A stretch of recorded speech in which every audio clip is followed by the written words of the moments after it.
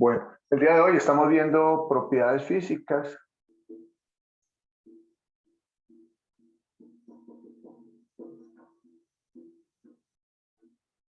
Y vamos a ver propiedades físicas como, por ejemplo, la masa. La masa. La masa se designa con la letra M. ¿Listo?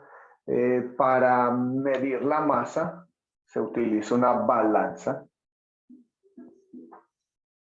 ¿Sí? Una balanza, ¿qué hace una balanza? Compara masas. Entonces, como usted tiene, por ejemplo, hay una balanza que se llama una balanza de platos. Es algo como así.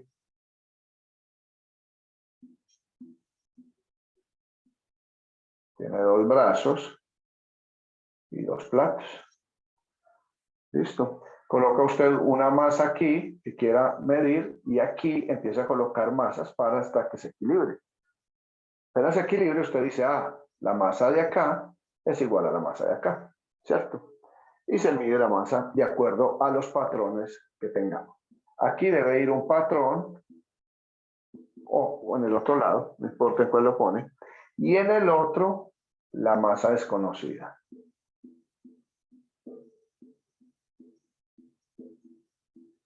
Y esto se llama una balanza de platos. Existe esta balanza en la cual yo tengo que agregar la cantidad de masa patrón para nivelar con la masa que tengo, ¿cierto?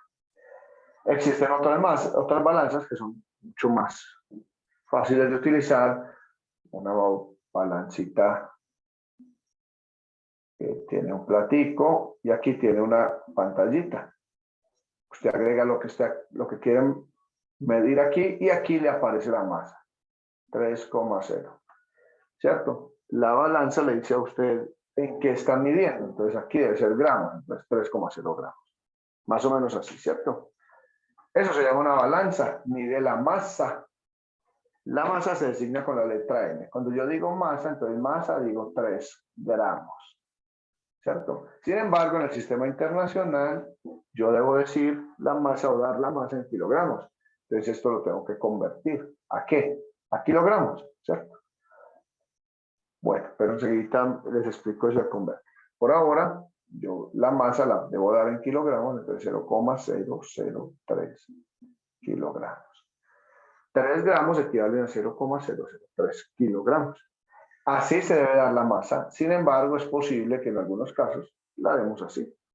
Así se debe dar la masa científicamente hablando.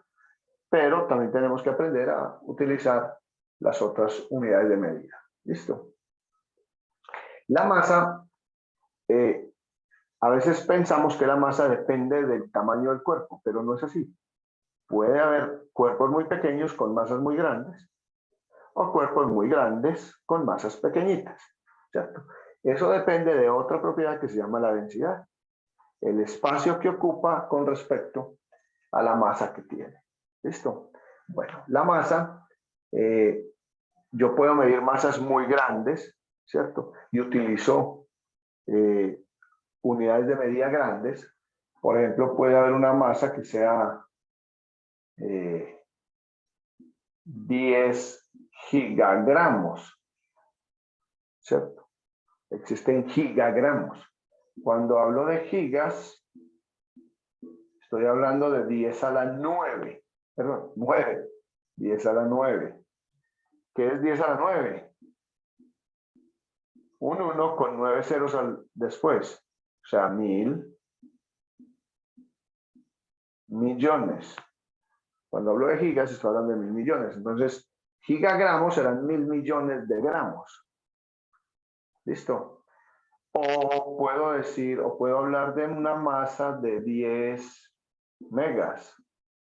megagramos. ¿Y qué es una mega? Una mega es cuando hablamos de 10 a la 6, o sea, 1.000.000 de gramos.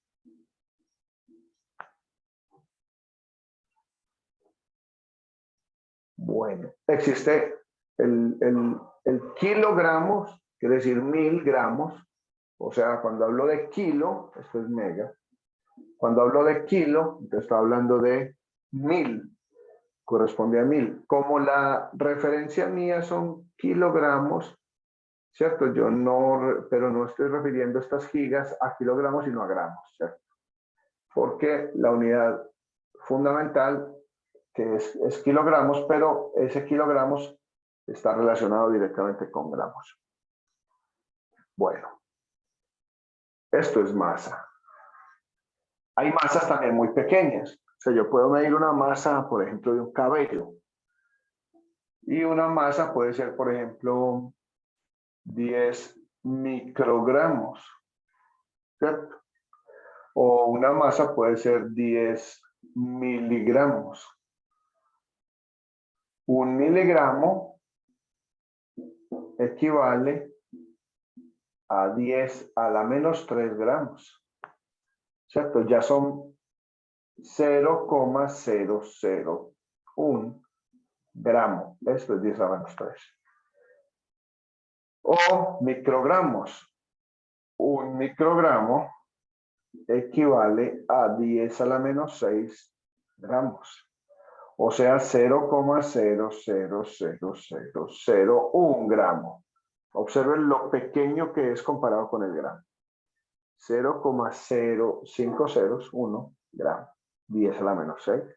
Existen otras medidas que sirven también para dar para mostrar medidas de masa muy pequeñas. Bueno, en realidad el micro, el mili o el giga o la mega no solamente sirve para gramos. En este caso lo estamos hablando en gramos, pero yo puedo tener por ejemplo, un gigabyte, ¿cierto? Sería 1000 millones de bytes, ¿cierto? Simplemente para mostrar cómo esa unidad sirve pues para medir esas cantidades muy grandes, en este caso de bytes, o en gramos, pues gramos. Pero eso sirve, por ejemplo, micro, puede ser microgramos, o microlitros, o micrómetros, que sería una medida de longitud. ¿Listo? Existen otras medidas pequeñas, como el nano, por ejemplo, el nano, que sería, el símbolo es una N, masa, por ejemplo, 10 nanogramos. ¿Cierto? Un nanogramo es 10 a la menos 9 gramos. ¿Cierto? O sea, 0,0001 gramo. Imagínense lo pequeño que es. ¿Cierto? Para medir cosas muy pequeñas. Por ejemplo, la masa de un electrón, ¿cierto?